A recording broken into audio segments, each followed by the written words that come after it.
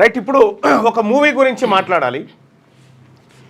నిన్న మేమందరం కలిసి ఒక మూవీకి వెళ్ళినాం.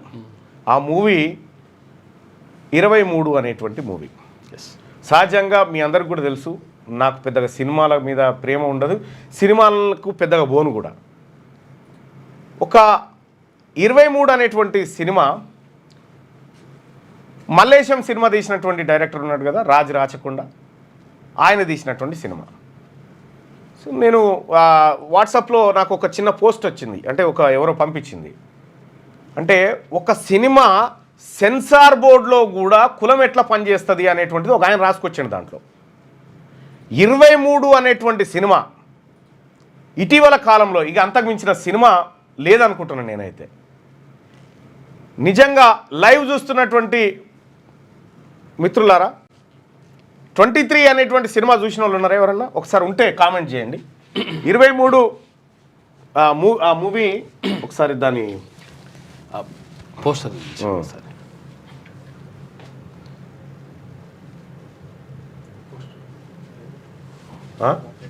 ఇమేజెస్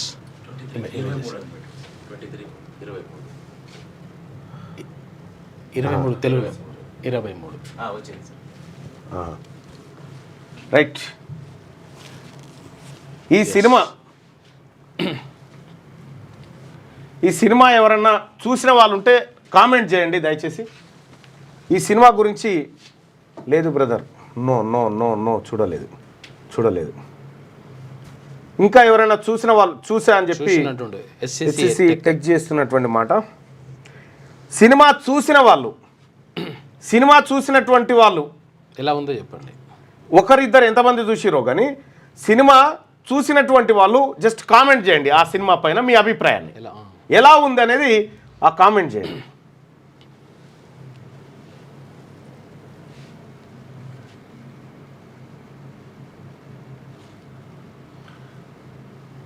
అరవింద్ చూసిరా ఈ సినిమా? ఒక ఆయన అంటుండు, ఆ పేరు కూడా నేమ్ కూడా వినలేదంటుండు. నేము కూడా విననియరు వీళ్ళు. అంత పెద్ద కుట్ర చూసిరు. చండూరు మారణ హోమం చెప్తున్నారు. చూసా బాగుంది అన్న అని చెప్పి మహి యాదవ్ అంటా ఉన్నాడు. ప్రెగ్నెన్సీ రిలేటెడ్ అని చెప్పి ఒక ఆయన అంటా ఉన్నాడు.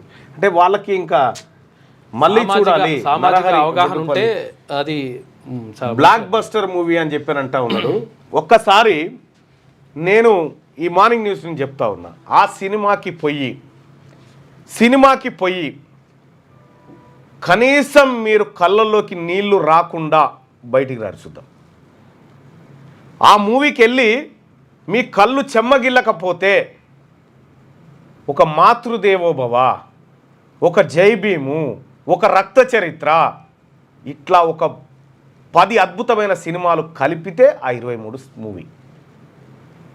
ఆ మూవీ గురించి ఒక రివ్యూ వచ్చిన తర్వాత, ఒక పోస్ట్ చూసిన తర్వాత నేను చాలా రోజుల నుంచి అది ఏంది, ఎందుకు చేస్తూ ఉన్నారు, ఏం జరుగుతూ ఉంది, సెన్సార్ బోర్డు ఎందుకు ఆ మూవీని అంత సీరియస్గా తీసుకొని అందులో ఉన్నటువంటి అత్యంత కీలకమైనటువంటి పాయింట్ల మీద ఎట్లా సెన్సార్షిప్ చేయాలనుకుంది, ఎవరెవరు జరిగారో, అసలు ఆ మూవీ ఎందుకు సెన్సార్ బోర్డును భయపెట్టింది. ఆ మూవీ చూసిన తర్వాత నేను లిటరల్గా చెప్తా ఉన్నా, నిన్న ఆ మూవీకి సంబంధించిన మేము పోయి కూర్చున్నాము, మన వీడియో ఉందా మనం పోయింది, మేము పోయినటువంటి ఆ మూవీకి సంబంధించినటువంటి రాత్రి ఆ మూవీ చూసిన తర్వాత ఆ మూవీలో ఒక సీను నిజంగా వాస్తవానికైతే నాది చాలా కఠినంగా ఉండేటువంటి హృదయం, నాది చాలా కఠినంగా ఎంతటి పరిస్థితినైనా ఎదుర్కొనేటువంటి హృదయం నా దగ్గర నాది. అక్కడ ఒక సీన్ వచ్చేటప్పుడు నేను అది చూడలేక సెల్ ఫోన్ చేతిలో పట్టుకున్నటువంటి పరిస్థితి. అది చూడలేక, అంటే ఒక్కొక్క సీను అసలు మామూలు సీన్ కాదు. అది ఎంత అద్భుతమైన సినిమా అంటే నేను ఇప్పటి వరకు ఒక 10-11 సినిమాలు మూవీకి పోయి థియేటర్ పోయి చూసుంటా. నేను చూసినటువంటి సినిమాలలో జై భీమే టాప్ అనుకున్నా, కానీ దాన్ని మించినటువంటి సినిమా ఈ ఘటన. ప్రజెంటు మిమ్మల్ని ఒక క్వశ్చన్తో బయటికి పంపిస్తుంది. అసలు వాళ్ళు ఎక్కడున్నారు ఇప్పుడు అనేటువంటి ఒక ప్రశ్న. సో నిజంగా సూపర్ హిట్ మూవీ. ఒక్కసారి పోయి చూడండి, ఒక్కసారి పోయి 23 అనేటువంటి మూవీని చూడండి. ఆ మూవీ మామూలు మూవీ కాదు. సుదర్శన్ కూడా వచ్చింది కదా, సుదర్శన్ నిజంగా నువ్వు నేను కో యాంకర్స్ ఇవన్నీ పక్కకు పెట్టు.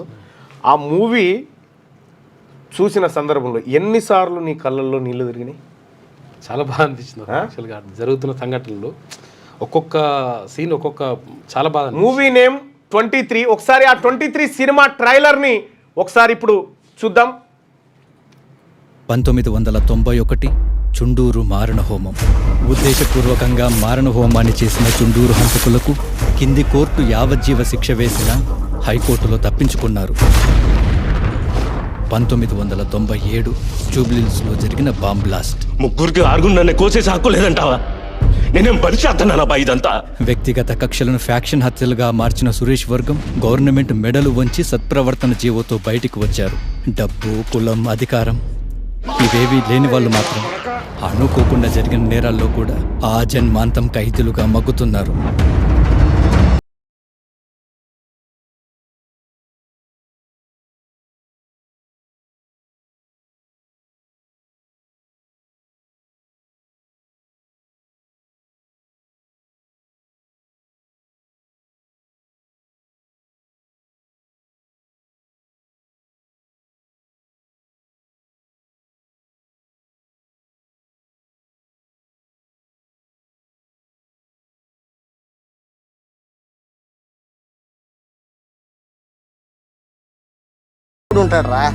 ఏమైందమ్మి? ఒక్క నెల దినాలు ఎట్టో కొట్ట ఓపిక పట్టమ్మి. ఆ తల తాకట్టు పెట్టిన ఏదో ఒకటి చేస్తా. గాలోస్తున్నా వానోస్తున్నా చీకటి నిన్నే చుట్టేస్తున్నా ఎగరాలే ముగ్గురం చెరువులో దూకి సావాల. ఏదైతే నేను మన చీకటి బతుకుల్లో ఎలుగు రాబోతుంది. మృగాల కన్నా హీరమైన వాడు ఇలాంటి వాళ్ళని పబ్లిక్ లో రాడుతూ కూడా చంపాలి. చుండూరులో మన వాళ్ళని వెంటాడి నరికి చంపినప్పుడు ఇట్లాగా వాళ్ళ తరఫున ఎవరు వాదించకూడదని చెప్పి తీర్మానాలు చేశారు ఇల్లు. మీరు అనుమతిస్తే వీళ్ళ కేసు నేను టేకప్ చేస్తాను.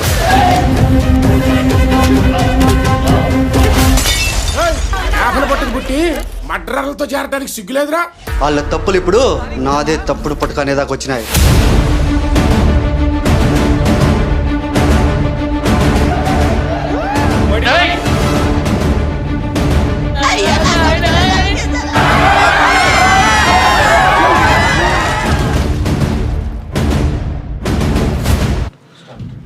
రైట్, మీరు ఒక అద్భుతమైనటువంటి మూవీని మిస్ కాకండి. వీలైతే ఫ్యామిలీతో వెళ్ళండి, పిల్లలతో వెళ్ళండి. పెళ్ళి కాకుండానే ఒక అమ్మాయి గర్భం దాలిస్తే ఈ సమాజం ఎన్ని రకాలుగా అంటది. ఆ అమ్మాయి తీసుకున్న డిసిషన్స్ చాలా అద్భుతం. ఈ మూవీ నిజంగా చెప్తున్నా కదా, మన కళ్ళ ముందు జరిగినటువంటి ప్రతి అంశం అది సినిమాలాగా అనిపించదు. అది చూస్తూ ఉంటే అది ఒక సినిమా చూస్తున్న ఫీలింగ్ కాదు, ఏదో ఒక స్టోరీలోకి వెళ్ళిపోయి ఆ రోజు జరిగినటువంటి ఒక గొప్ప అంశాన్ని మన కళ్ళ ముందుకి కట్టగట్టినట్టు తీసుకొచ్చినటువంటి డైరెక్టర్ రాచకొండ. నేనే పిలిచిన, ఒక్కసారి రాబయ్యా మా స్టూడియోకి అని చెప్పిన.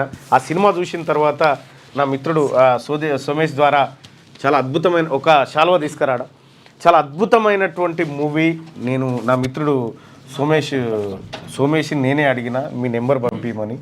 అయితే అది సినిమా చాలామంది కమర్షియల్గా తీయాలనుకుంటారు, డబ్బులు సంపాదించాలనుకుంటారు, కానీ మీరేదో దానికోసం చేసినట్టుగా కనిపించలేదు ఆ సినిమాలో. అసలు ఏంది మీ ఇంటెన్షన్? ఆ సినిమా ద్వారా ఏం చెప్పాలనుకున్నారు సార్? ఇది 90s ఇన్సిడెంట్స్ పెట్టుకున్నా సార్. 91, 93, 97, 93 మూవీ మొత్తం మెజారిటీ మూవీ సార్. ఇప్పుడు నార్మల్ ప్రేక్షకులకి ఎవరికైతే ఇంత డెప్త్లో తెలియదో వాళ్ళకి ఒక లవ్ స్టోరీ సార్ అది. అచ్చా, బట్ ఫస్ట్ ఆఫ్ ఆల్ మా క్యూనిస్ తరఫున మీకు ఒక చిన్న ఆత్మీయ, ఎందుకంటే మీ మూవీ చూసి నేను సహజంగా మూవీల గురించి పెద్దగా మాట్లాడను, మూవీల తెరువు పెద్దగా పోను, కానీ అది చూసిన తర్వాత నిజంగా మీ మీ మీ మీ ప్రతిభ, నేను రాత్రి వాట్సాప్ స్టేటస్ కూడా పెట్టుకున్నా, సినిమా అయిపోయిన తర్వాత ఇట్లే పేర్లు పడతా ఉన్నాయి, పేర్లు పడ్డ తర్వాత కూడా ఎండు పేరు వచ్చేదాకా అట్లే కూర్చోబెట్టింది సినిమా. అంటే అసలు నిజంగా అదొక అద్భుతమైనటువంటి యథార్థ గాథను. చాలామంది ఇప్పుడు అనుకుంటారు, అరే మేము 80-90లో పుట్టినటువంటి వాళ్ళం లక్కీరా, ఆ రోజుల్లో ఇట్లుండేది, ఈ రోజుల్లో ఇట్లుండేది. ఆ సినిమా కూడా ఆ చర్చ తీసుకొచ్చింది. అసలు దీని ద్వారా మీరు ఏం చెప్పాలనుకున్నారు సమాజానికి? సార్ మెయిన్గా ఏంటంటే ఈ 90s ఇన్సిడెంట్స్లో 93ది వాళ్ళిద్దరు పరిస్థితుల వల్ల బస్సు దొంగతనం చేద్దామని పోయిండ్రు సార్. సో బస్సు దొంగతనం చేయడం పెద్ద నేరం. దాంట్లో తెలిసి చేసినా తెలియక చేసినా 23 మంది దాంట్లో చనిపోయిండ్రు. ఎందుకంటే పెట్రోల్ తీసుకొని వెళ్ళిండ్రు. అప్పుడే ఇక్కడ సెన్సార్ లేదు, మీరు ఓపెన్గా మాట్లాడచ్చు. సో సార్ అది చాలా పెద్ద తప్పు, పెద్ద శిక్ష పడాలి.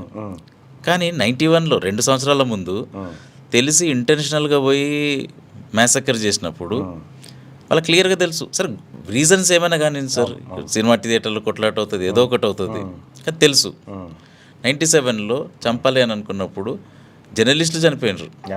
వాళ్ళకి చంపినప్పుడు 30-40 మంది చనిపోతారని క్లియర్గా తెలుసు. బాంబ్ బ్లాస్ట్లో తెలిసి చేసిండ్రు. సో ఈ రెండిట్లలో లోవర్ కోర్ట్ లైఫ్ వేసినా కూడా ఐదర్ తప్పించుకున్నారు, లేకపోతే గవర్నమెంట్ సత్ప్రవర్తన జియో ఇచ్చింది సార్. కాకపోతే వీళ్ళు ఇంకా జైల్లోనే ఉన్నారు. వీళ్ళకి శిక్ష పడాలి, కానీ ఆ 2 కేసులలో ఇంకా ఐదర్ సేమ్ పడాలి, ఎక్కువ పడాలి ఇంకా, ఎందుకంటే ఇంటెన్షన్ అని.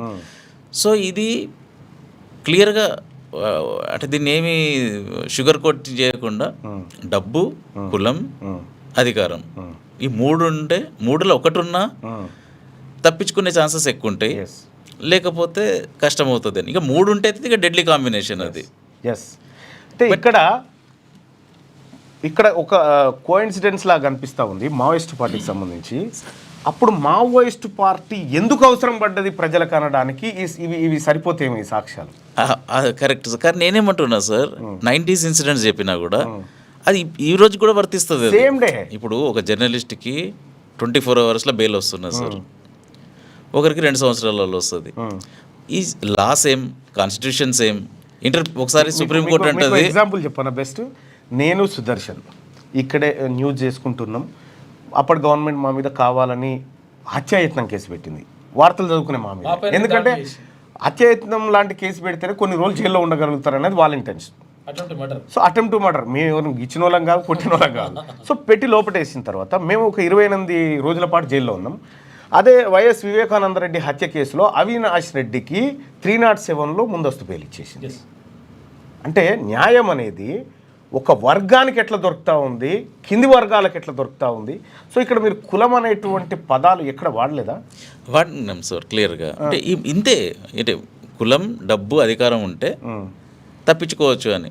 ఇప్పుడు యూఎస్లో greatanandra.com వాళ్ళు రివ్యూలో నెగిటివ్ రాసిన దాంట్లో తప్పులేదు సార్. ఎందుకంటే అంటే నిజంగా నేను ఆ రివ్యూ చూసిన, అంటే ఆ సినిమా 1991-93 ప్రాంతంలో ఒక కులము, డబ్బు, అధికారం, కింది వర్గాల దగ్గర ఉన్నటువంటి పేదరికం మధ్య కనిపించిన వ్యత్యాసం ఏదైతే ఉందో, ఇవాళ 23 సినిమా తెరకెక్కితే చాలామంది ఎవరు సినిమా రివ్యూలు రాసేటువంటి అప్పర్ క్యాస్ట్, పై లెవెల్ వాళ్ళకు అది జీర్ణించుకోలేని పరిస్థితి ఉంది. వాళ్ళు ఎందుకో వాళ్ళు నెగిటివ్గా రాసినప్పుడే నేను అనుకున్నా, అరే ఇది మన సినిమా ఉన్నట్టుందిరా అని చెప్పారు అనుకున్నా. అంటే సెన్సార్ బోర్డు కంటే ఎక్కువ బాధపడతా ఉన్నట్టున్నారు వీళ్ళే. ఇప్పుడు నెగిటివ్ రాయడం అంటే సినిమా గురించి సార్, మీరు కొంచెం ఎమోషనల్గా, కొంచెం హ్యుమానిటీ యాంగిల్లో ఉన్న వాళ్ళకి ఎక్కువ కనెక్ట్ అవుతుంది సార్. ఎందుకంటే ఒక అమ్మాయి మీరు చెప్పినట్టు ప్రెగ్నెన్సీ అప్పుడు ఎట్లుంటుంది, అడాప్షన్కి ఇచ్చేస్తే ఎట్లుంటుంది, ఇవన్నీ ఏంటంటే కొంతమంది ఎక్కువ ఎమోషనల్ ఉంటారు, కొంతమంది కొంచెం జాగ్రత్తగా సీను మాతృదేవో భవ అనేటువంటి ఒక సినిమా అప్పట్లో వచ్చిండే. ఆ సీన్ చూసినప్పుడు ఆ థియేటర్లో టికెట్లతో పాటు కర్చీఫ్లు కూడా ఇచ్చారు, కన్నీళ్ళు తుడుచుకోవడానికి. సేమ్ అది రిపీట్ అయింది. అంటే ఒక ఎంత ఎమోషనల్ కనెక్ట్, నిజంగా హృదయం అని ఎవరికైతే ఉంటుందో 100% కనెక్ట్ అవుతాడు, 100% కనెక్ట్ అవుతాడు. అంత గొప్పగా ఉంది. అంటే కొంచెము ఓపికతో చూడాలి సార్. ఎందుకంటే టైమ్స్ వేరే 91 జరుగుతుంది, 93 జరుగుతుంది. అంటే ఫస్ట్ హాఫ్ నేను కూడా చూసినా కదా, ఫస్ట్ హాఫ్ చూసినప్పుడు అసలు ఏం చెప్పాలనుకుంటున్నాడు టైం పడుతుంది సార్, ఎందుకంటే కొత్త యాక్టర్లు. ఫస్ట్ హాఫ్ కదా, ఫస్ట్ హాఫ్ చూసేసరికి చాలా అరే ఏం చెప్పాలనుకుంటు, సెకండ్ హాఫ్ నుంచి మైండ్ బ్లాక్ అయిపోయింది. కొంచెం ఓపిక పట్టాలి సార్ మీరు అన్నట్టు. అంటే ఆ ఫస్ట్ హాఫ్ వరకు కొంత స్లోగా వెళ్తుంది, సెకండ్ హాఫ్ నుంచి అసలు ఇక మీ శరీరంలో వచ్చే మార్పులు మామూలు మార్పులు కాదు, చాలా అద్భుతంగా ఆ సినిమా కనిపించింది బయట. సో వీళ్ళు మూవీ గురించి నెగిటివ్ పర్వాలేదు సార్, ఎందుకంటే మనం తీసుకోవాలి, ఎందుకంటే ఫిల్మ్ మేకర్స్కి ఫ్రీడమ్ ఆఫ్ ఎక్స్ప్రెషన్ ఎట్లనో రివ్యూయర్స్కి కూడా ఉండాలి. రాజ్భాయ్ సార్, మేము రివ్యూలు చేసేటోళ్ళం కాదు, రేటింగ్లు ఇచ్చేటోళ్ళం కాదు, యాజ్ ఏ ప్రేక్షకుడిగా చెప్తా ఉన్నా. నేను కొన్ని లక్షలాది మంది ఫాలోవర్స్ నన్ను వింటూ ఉంటారు, నేను వాళ్ళకైతే అబద్ధం చెప్పలేను కదా, ఎందుకంటే ప్రతిరోజు వాళ్ళ ముందు నిలబడేటోని నేను చెప్తా ఉన్నా, గుండె లోతులని చెప్తా ఉన్నా, ఇంతకు మించిన చారిత్రాత్మక సినిమా ఈ ఏడాదిలో రాకపోవచ్చు. ఇంకా అంత అద్భుతమైనటువంటి సినిమా తీసిన. సరే ఇప్పుడు వాళ్ళు ఏమన్నారంటే దాంట్లో ఆ వెబ్సైట్లో ఈ అంటే పెద్ద కులం ఉన్న వాళ్ళు తప్పించుకోవచ్చు, తక్కువ ఉన్న వాళ్ళు అంటే డబ్బులు ఈ 3 లేకుండా ఉంటే తప్పించుకోరాదు. అది ఫండమెంటల్లీ ఫ్లాడ్ అని స్టార్ట్ చేశాను నేను. ముందే ట్రైలర్ అప్పుడే రిక్వెస్ట్ చేసిన, ట్రైలర్లన్నీ చెప్పేసినాము, ఇది ఎవరికైతే నచ్చదో ప్లీజ్ చేయకండి అని అన్న. ఎందుకంటే మీకు మైండే ఆల్రెడీ ఫస్ట్ సెంటెన్సే మీరు ఫండమెంటల్లీ ఫ్లాడ్ అని అన్న తర్వాత లోపలికి ఎట్లా వస్తారు. నేను చెప్పింది మొత్తం డేటా చూసి చెప్పిన సార్, నేనేం నాదే సరే. ఇప్పుడు మనం ఇష్టం వచ్చినట్టు మాట్లాడడానికి లేదు కదా. ఇప్పుడు అతను ఫండమెంటల్లీ ఫ్లాడ్ అంటే అట్లీస్ట్ నాకేనా, నేను అతనికి సపరేట్గా ట్విట్టర్లో పెట్టినప్పుడు నాకు డేటాతో చెప్పాలి, కాదు నీ తప్పు డేటా, ఇగో ఇది కరెక్ట్ అని. మైండ్లోకి వెళ్ళి వాళ్ళ ఇమాజినేషన్ పెడితే ఫిక్స్ అయిన. రెండోది ఇంకేమంటారంటే, నువ్వు క్యాస్ట్ తీసేసి డబ్బు ఇన్ఫ్లుయెన్స్ అని పెట్టుంటే అది రియలిస్టిక్ ఉంటుండే, అది మోర్ కన్విన్సింగ్ ఉంటుండే. సరే ఇప్పుడు అసలు కొన్ని మార్పులు చేర్పులు ఇండిపెండెన్స్ నుంచి జరిగినట్టు జరిగినాయి సార్, కానీ మొత్తం అసలు ఏమి కుల వివక్ష లేదు, అసలు ఏమి లేదు అని ఆ ఇల్యూజన్ లో బతకడం అనేది. దేశంలో కులగణన ఎందుకు అవసరమో, ఈ రాష్ట్రంలో కులగణన ఎందుకు అవసరమో ఒకసారి సినిమా చూస్తే అర్థమవుతుంది మనకు. సో వాళ్ళు అట్లా వాళ్ళ దగ్గర ఇప్పుడు పవర్ ఉన్నది కాబట్టి ఈ గజ్జి అనేది అమెరికాకి తీసుకుపోయి ఆర్గనైజేషన్లో కులాల బట్టి చేసుకుని ఇప్పుడు ఈ వెబ్సైట్ సార్ మీరు చాట్ జీపీటీలో వెళ్ళి isgreatandracom క్యాస్టిస్ట్ అని పెట్టండి సార్, అది అదైతే అబద్ధం చెప్పదు కదా. ఇవన్నీ వీళ్ళు 10 సంవత్సరాలు 20 సంవత్సరాల నుంచి చెప్పినవన్నీ తీసుకొచ్చి అది డేటా పెడుతుంది. అప్పర్ క్యాస్ట్ ఇప్పుడు మనం ఏదో అడవులలోనే జరుగుతుంది యుద్ధాలను కాదు, అప్పర్ క్యాస్ట్ డామినేషన్ సోషల్ మీడియాలో కూడా ఇన్ఫ్లుయెన్స్ చేస్తూ ఉంది. ఇక్కడ మనం గమనించుకోవాల్సింది ఏంటంటే ప్రజలారా, చూసిన ప్రతిదీ నిజం కాదు. నేను కళ్ళారా చూస్తేనే సగం నమ్ముతా, సగం కళ అనుకుంటా. అటువంటిది నేను సినిమాకు పోయొచ్చేదాకా నేను ఒక్క మాట కూడా దాని గురించి మాట్లాడొద్దని అనుకున్నా. పోయొచ్చిన తర్వాత నిజంగా చెప్తున్నా కదా, మామూలు సినిమా కాదు అది. నేను వాస్తవానికి డైరెక్టర్ గారికి నేను ఫోన్ చేయలే రమ్మని, నేను నా ఫ్రెండ్ ద్వారా ఒకసారి వస్తాడేమో స్టూడియోకి కనుక్కో అని చెప్పి నా ఫ్రెండ్కి చెప్తే నేను ఖచ్చితంగా పంపిస్తాను అని చెప్పి ఆయన చెప్పడం జరిగింది. Wonderful movie. ఒక మూవీ గురించి నా షోలో ఇంత ఎక్కువసేపు మాట్లాడడం ఫస్ట్ టైం. ఎందుకు చెప్తా ఉన్నంటే ఒకసారి ఆ మూవీ నేమ్ కనిపిస్తలేదంటే ఒకసారి ఇదే కదా, ఇదే సార్. ఇక్కడ చూడొచ్చు, ఇక్కడ ఒక న్యాయదేవత త్రాసు ఒకటి కనిపిస్తూ ఉందా, ఆ త్రాసు సార్ ఇది సార్. ఇంకా all are equal but some are more equal. అందరూ సమానమే, కొందరు ఎక్కువ సమానం. చాలా బహుశా ఇది కనిపించలేదు అక్కడ పోస్టర్ మీద పెట్టిరు. అచ్చా, కానీ ఒక జై భీము, జనగణమన ఇవన్నీ కలగలిపి ఉన్నాయి సినిమాలు, చాలా అద్భుతమైనటువంటి సినిమా. బైసాబ్ మీద ఏ ఊరు ఇంతకి? నాది ఇప్పుడు ఒరిజినల్గా కరీంనగర్దే సార్. మా ఫాదర్ రామగుండంలో ఫెర్టిలైజర్ కార్పొరేషన్ ఆఫ్ ఇండియాలో జాబ్ చేసేది. సో నేను టౌన్షిప్లోనే పుట్టినా, అక్కడే పెరిగిన. తర్వాత మొత్తం యూనివర్సిటీ ఇంకా ఇది. సో నేనేమంటున్నా సార్, నా ఇంకొకటి ఏముండే అంటే దీంట్లో మనము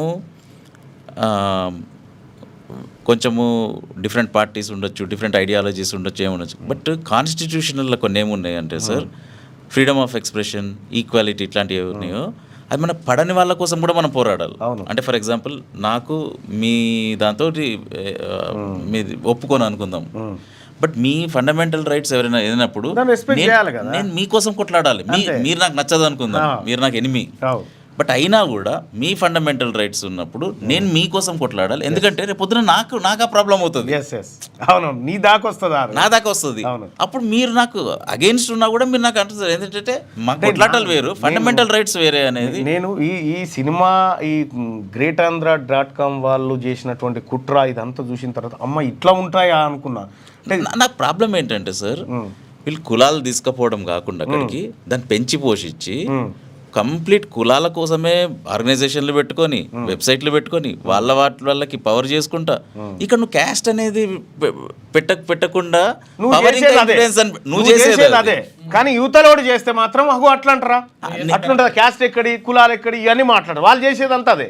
అందుకోసమే ఒకసారి నేను ప్రేక్షకులకు చెప్తా ఉన్నా, వీలైతే ఈరోజు ఆ మూవీ చూసిరండి, రేపు కామెంట్లలో మాట్లాడుకుందాం మనం దాని గురించి. ఏది 23 సినిమా టైటిలే 23 అని ఉంటుంది, ఇట్లా 2-3 అని ఉంటుంది. యాక్చువల్గా నేనేమనుకున్నా తెలుసా, బిజినెస్ అవ్వలేదు నేనేమనుకున్నా తెలుసా, యాక్చువల్గా 23 అని చూసిన తర్వాత ABCDEF ఇట్లా ఉంటాయి కదా, ఇందులో ఇది 1, ఇది 2, ఇది 3, ఇది అనుకున్నా నేను ఇది అనుకున్నా. కానీ ఇది అదిగా అందరిది, ఇది అందరిలాగా కనిపించింది. ఇది అంటే హ్యూమానిటీ, హ్యూమన్ వాల్యూస్ ఆలోచించే వాళ్ళందరూ అసలు మామూలుగా లేదు బాయ్ సాబ్ సినిమా. నిజంగా వీలైతే నేను రికమెండ్ చేస్తా ఉన్నా బాయ్. నేను నాకు రేటింగ్లు ఇచ్చేవి తెలియదు, కానీ ఒకసారి చూసిరారి, మీలో ఎక్కడన్నా ఆ హృదయంలో కదలిక ఆగిపోయి ఉంటే స్టార్ట్ అవుతుంది మళ్ళీ.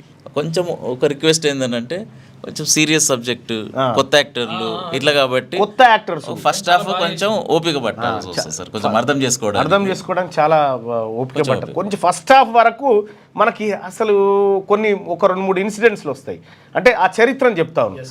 ఆ తర్వాత నుంచి సెకండ్ హాఫ్ నుంచి ఉంటుంది సినిమా, ఇక మామూలుగా ఉంటుంది కదా, అద్భుతమైనటువంటి సినిమా. ఎందుకంటే సార్ ఇప్పుడు మనము క్రైమ్ గురించి మాట్లాడినప్పుడు క్రైమ్ ఎందుకు జరుగుతుంది ఫస్ట్ స్టార్ట్ చేయాలి. అవును, లేకపోతే మనము ఎక్స్ప్లెయిన్ చేయలేం పరిస్థితులు ఎందుకు అవుతాయి. అవును, సో ఆ కరెక్ట్ రీజన్స్ చెప్పకుండా మనం ఓన్లీ క్రైమ్ గురించి మాట్లాడితే కూడా తప్పే అవుతుంది. దాని ఎందుకు జరిగింది నెక్స్ట్ సార్ ఖచ్చితంగా చెప్పాలి సార్. ఇప్పుడు జర్నలిస్టులది జాబ్, ఎవరికైతే పవర్ ఉండదో వాళ్ళ కోసం మాట్లాడడమే ఒక జర్నలిస్ట్. అంతే కదా. ఇప్పుడు మీరు అంటే నాకు సమయం తక్కువ ఉంటుంది దీంట్లో. ఇప్పుడు మల్లేశం మూవీ తీశారు. మల్లేశం మూవీ ఒక అద్భుతమైనటువంటి హిట్. ఒక ఆసు యంత్రం తయారు చేసేటువంటి ఆ లైను, ఆ తర్వాత ఈ లైను, ఈ రెండు ఈ పేదోళ్ళు ఇంట్లో చుట్టే తిప్పుకుంటూ వచ్చినావు.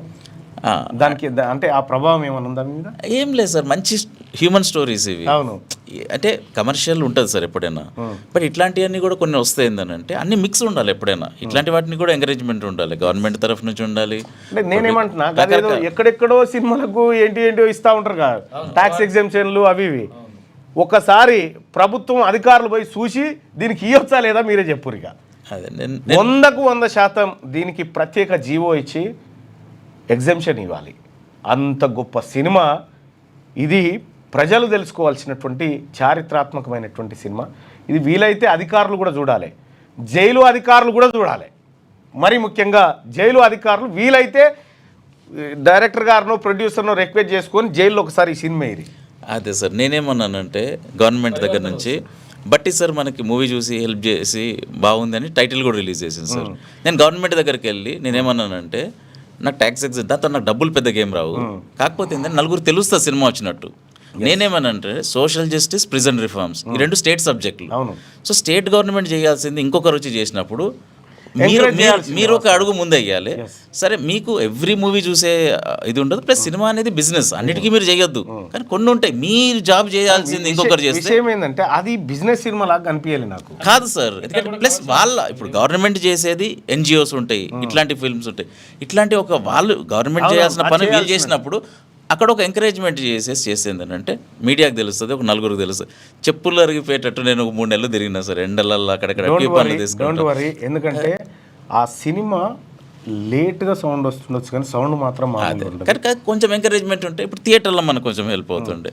రెండోది ప్రిజన్ అఫీషియల్స్ మొత్తం చూసిండ్రు సార్, అందరు బాగుందన్నారు.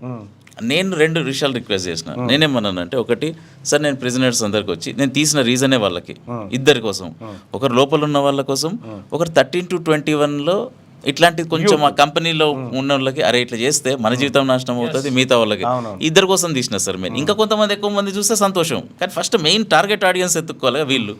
నేను ప్రిజన్కి వచ్చి నేను ఫ్రీగా అందరికీ చూపించాలనేది ఫస్ట్ పాయింట్. రెండోది ప్రెస్ కాన్ఫరెన్స్లో అందరు 5-స్టార్ హోటల్లో అక్కడిక్కడ చేస్తారు ప్రీ రిలీజ్ ఈవెంట్లు. నాకు అక్కడ చేయదలుచుకోలేదు, నాకు ప్రిజన్ ప్రెమిసెస్లలో ఎక్కడైనా చేస్తుంది అని అంటే ఇది దీనికి అనేది మళ్ళీ వస్తుంది. నేను రెండింటికి మార్కెటింగ్ కోసం. సినిమా చూడాలంటే కూడా దమ్ము ఉండాలి, జర ధైర్యం ఉన్నోలే చూడరి, ఎందుకంటే ఎవరు పడితే వాళ్ళు చూడరు. దమ్ము ధైర్యం ఉన్నోలే ఈ సినిమా ప్లస్ కొంచెం హృదయం కూడా ఉండాలి. అదే దాని మీన్ అదే. Movie name 23 movie name. So thank you so much అన్న, చాలా అద్భుతమైనటువంటి సినిమా. నిజంగా మేము ఒక అప్రిషియేట్ చేయాలనుకుంటే నువ్వు ఎంత పెద్ద 1000 కోట్లు పెట్టి తీసినా మేము పొగడకపోయేటోళ్ళము. కానీ అందులో ఒక నా కళ్ళ ముందు జరిగినటువంటి, నేను గతంలో పేపర్ బాయ్గా పనిచేసినటువంటి సందర్భంలో, పేపర్ వేస్తున్న సందర్భంలో ఇవన్నీ ఈ పేపర్లలో చూసినటువంటి ఘటనలు అవన్నీ, వాటిని మంచిగా ఏ డివిజన్కి ఆ డివిజన్ తీసుకొచ్చి ఏ దానికి ఏం జరుగుతుందో అద్భుతంగా చెప్పి థ్యాంక్ యూ సో మచ్. రాచకొండకి అందరూ ఒకసారి మన ప్రేక్షకులందరూ ఒక్కసారి కంగ్రాట్ చెప్పండి. అద్భుతమైన మూవీ, ఆ మూవీని మీరు కూడా ఎంకరేజ్ చేయండి. Thank you so much.